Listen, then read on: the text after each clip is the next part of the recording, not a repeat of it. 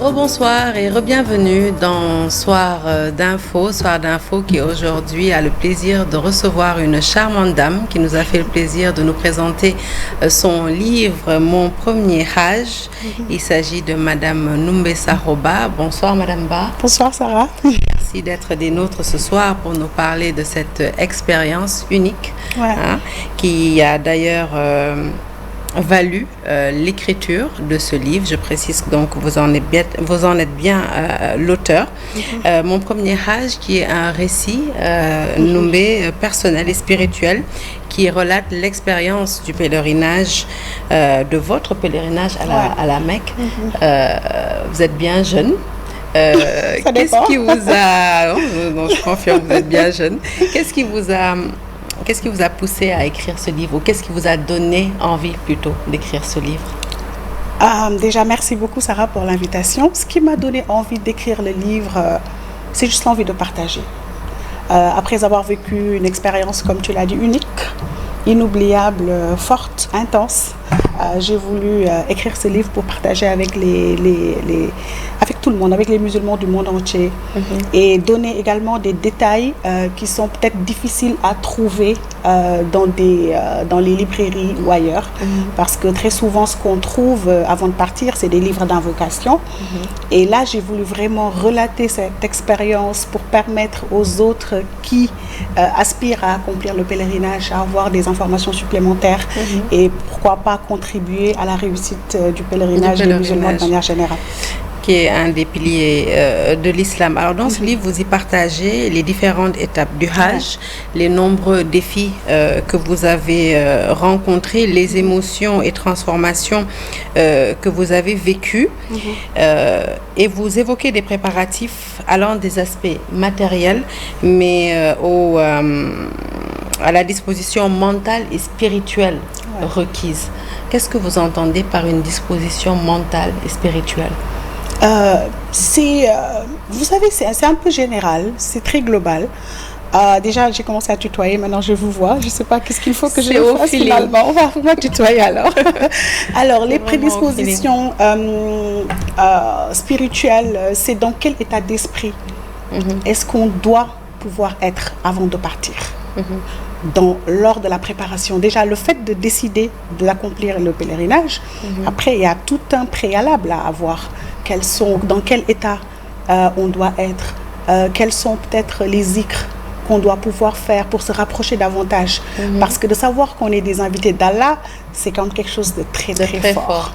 Et pour moi, c'est quelque chose qui se prépare. Et c'est d'abord spirituel, c'est d'abord mental, avant d'être logistique et physique. Donc le Hajj commence bien avant de partir? Ça commence bien avant. Dès qu'on prend la décision de partir, pour moi, le Hajj commence. Après, c'est juste les formalités liées au départ, liées à la logistique.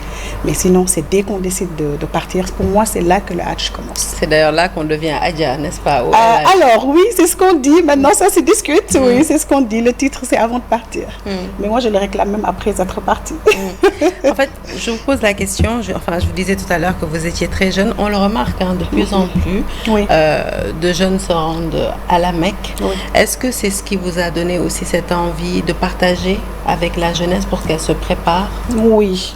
Alors, j'avoue que ça fait partie également de ce qui m'a motivée. Oui, parce qu'il y a beaucoup de jeunes qui partent, mais surtout les jeunes femmes. La cible, on va dire phare, c'est les femmes. Parce qu'aujourd'hui, Pourquoi les femmes? Parce qu'il y a beaucoup de femmes qui veulent partir, mais qui craignent beaucoup de stéréotypes liés au retour, liés à la considération, liés à comment les gens vont les voir, vont les regarder, vont les juger. Et dedans, j'ai été victime de ça également, comme tout le monde. Et c'est de dire ce que les gens disent doit vous importer peu. Ça doit vous importer peu. Sans vouloir entrer vraiment dans les détails de votre vie privée, quand vous dites j'en ai été victime, vous avez été victime de quoi exactement? C'est quand, par exemple, on rentre de la Mecque, les jugements que les gens peuvent se permettre d'avoir. Maintenant, tu es Adjaratou, tu ne devrais plus t'habiller comme ça, tu ne devrais plus te comporter comme ci, tu ne devrais plus te comporter comme ça. Alors, comme si le jugement leur revenait. Et pour moi, ce qui est le plus important, c'est d'abord le spirituel. c'est la croyance qu'on a, c'est la pratique qu'on a, c'est la crainte d'Allah. Donc c'est profondément personnel, c'est quelque chose qu'on ne voit pas. Maintenant, pourquoi est-ce qu'on doit mettre le doigt sur l'apparence? C'est pas pour moi le plus important. Donc c'est pourquoi je dis, ne craignez pas ça, que cela ne vous freine pas, allez-y parce que vous avez envie de le faire. Et puis après tout également, le pèlerinage, c'est quelque chose d'obligatoire pour un musulman qui en a les moyens. Alors, dans ce livre, vous décrivez les différentes étapes du pèlerinage, l'arrivée à Médine, la visite de la mosquée du prophète Mohammed sallallahu alayhi wa sallam, le passage à la Mecque, le tawaf autour de la Kaaba, la station à Arafat d'ailleurs. C'est un très l'interview tombe à pile puisque nous sommes aujourd'hui à Arafat, ainsi que les rites à Mina, Muzdalifa, Jamra. Quelle est l'étape qui vous a le plus marqué ou quelles sont les étapes qui vous ont le plus marqué? Je pense que toutes les étapes m'ont marqué, mais l'étape principale, l'étape qui m'a le plus marqué, c'est ce jour, c'est Arafat. Et c'est pas que Arafat, parce que Arafat c'est d'abord Mina. Aujourd'hui c'est Arafat et les pèlerins sont sur le point de vivre une nuit inoubliable. La plus longue nuit de leur vie. La nuit la plus mouvementée, parce que cette nuit, c'est sûr qu'ils ne vont pas fermer l'œil de la nuit. Donc, c'est une nuit où on invoque Allah, où on glorifie Allah et où on loue Allah. Et c'est extraordinaire, c'est magique. Est-ce qu'on peut dire que la Noumbé qui est revenue de la Mecque est différente de celle d'avant, celle qui n'était pas encore partie? Oui, moi je dirais plus sage spirituellement. Alors, on va en venir à ce que vous évoquiez tout à l'heure, parce que vous abordez aussi avec beaucoup de lucidité toute cette pression qu'il y a après au retour, pression sociale notamment pour les femmes, confrontées aux attentes de conformité religieuse, ça vous l'avez dit, mais aussi tout ce fameux terral, on va dire, qui attend à la fin et souvent qui est comme une épée de Damoclès au-dessus de la tête, qui peut même empêcher d'accomplir le pèlerinage parce qu'on craint de ne pas pouvoir faire ce qu'il faut en retour. Comment se départir de tout ça? Rester soi-même.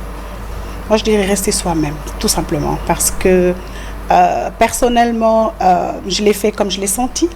Je respecte également ceux qui le font comme ils le sentent. C'est pourquoi je dis rester soi-même. Mais encore faudrait-il savoir que toutes on va dire, ces futilités ou alors tout ce voyez-moi, c'est pas ça le plus important. Parce qu'on revient normalement avec un bagage assez énorme spirituellement. Donc pour moi, c'est pas le plus important. Toutefois, je ne blâme pas ce qu'ils font. Parce que c'est un état d'esprit. Voilà, c'est un état d'esprit. En tout cas, c'est un livre vraiment très facile à lire. On peut le trourer où, votre livre? Chez L'Harmattan. Chez L'Harmattan. Donc, il a été édité...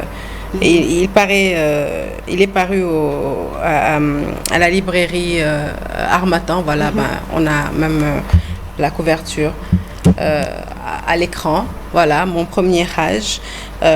Donc un livre qui sert à tous ceux qui sont préposés justement à faire le pèlerinage à la Mecque. Un livre qu'on vous encourage vivement à lire. En tout cas, merci beaucoup, Noumbé, d'être passé nous voir. C'est moi qui te remercie. Et à très bientôt. À très bientôt, Inch'Allah. Merci à vous d'avoir suivi ce soir d'infos. Excellente suite de programmes en notre compagnie. Et puis à demain, Inch'Allah.